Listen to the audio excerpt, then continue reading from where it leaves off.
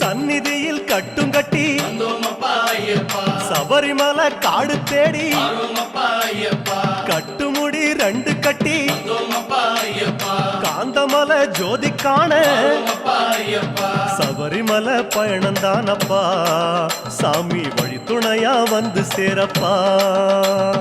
சபரிமலை பயணந்தானப்பா சாமி வழி துணையா வந்து சேரப்பா.